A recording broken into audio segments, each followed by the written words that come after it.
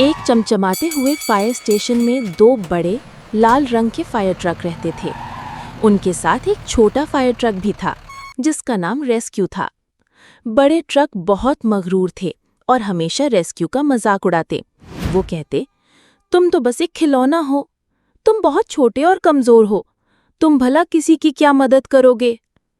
Rescue ये सुनकर बहुत उदास हो जाता, लेकिन वो दिल ही दिल में जानता था कि एक दिन वो सबको दिखाएगा कि वो एक सच्चा हीरो है। एक शाम शहर पर एक खौफनाक तूफान आया। आसमान पर काले बादल छा गए, तेज हवाएं चलने लगी और जोरदार बारिश होने लगी। अचानक स्टेशन की इमरजेंसी घंटी बजी।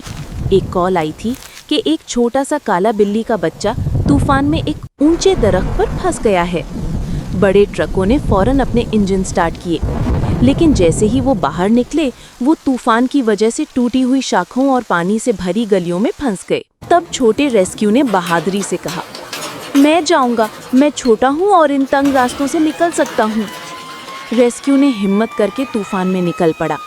वो पानी के बड़े बड़े गड्ढों से गुजरा और तेज हवा का मुकाबला करता हुआ आगे बढ़ता रहा।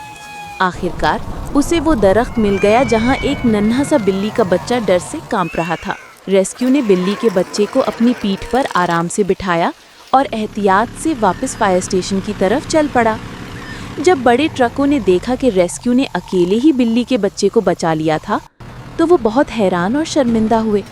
उन्होंने रेस्क्यू से माफ़ी मांगी और उसकी बहादुरी को सराहा।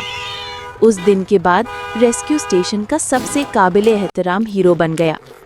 वो और बिल्ली का बच्चा गहरे दोस्त बन गए और बड़े ट्रकों ने भी ये अहम सबक सीख लिया कि कोई कितना ही छोटा क्यों ना हो, हिम्मत और मेहरबानी ही असली ताकत होती है।